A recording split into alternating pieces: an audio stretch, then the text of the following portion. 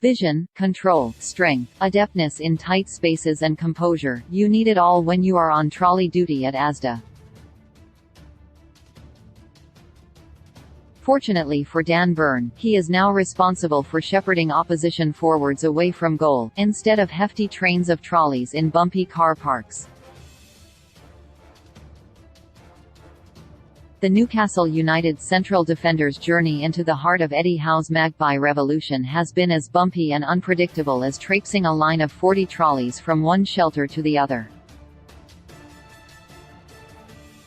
It's an old-fashioned, charming journey in a football world where academy players can often afford Bentleys, Armani suits, and diamond jewelry.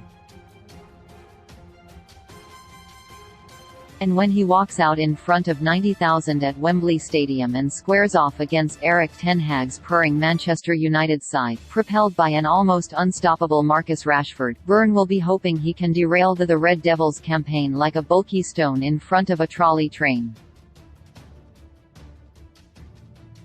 "I have had a roller coaster career, ups and downs," Burn said to The Sun.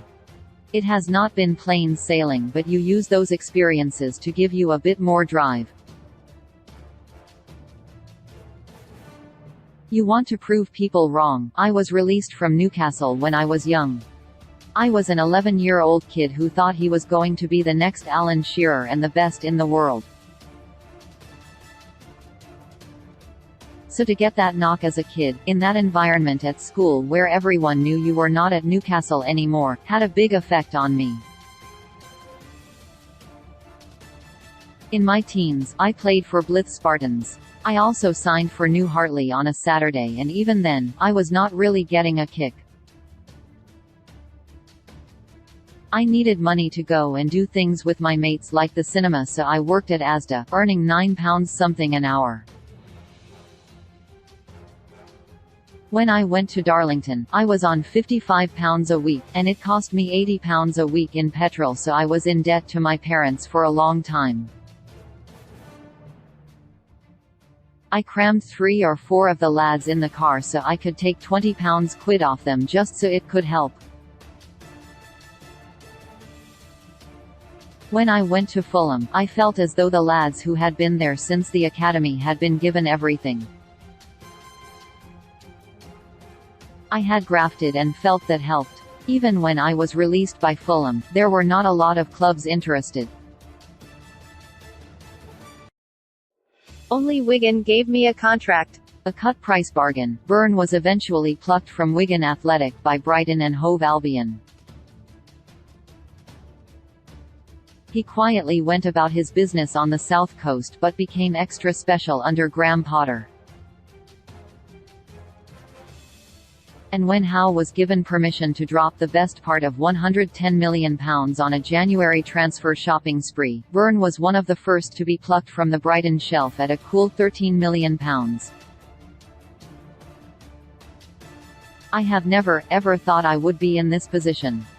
Once the takeover happened, I thought the chances of me playing for Newcastle were done. But football works in strange ways, and we have come a long way in a short space of time.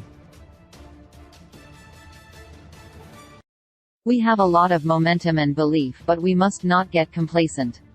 I would like this to be a stepping stone towards bigger things.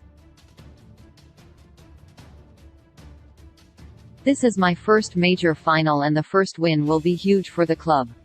But I do not want it to be a one-off. I want it to be a catalyst for more. The only time Burn can be seen wearing green is if he is sporting the white and green away kit of Newcastle. At one stage, it appeared he would be wearing that very jersey as Howe's side wore the away kit when they faced United at Old Trafford. But in the iconic black and white stripes of his hometown, Burn could be one of the first Newcastle players to win a major trophy since 1955. That achievement would not be Asda price, it would be extra special.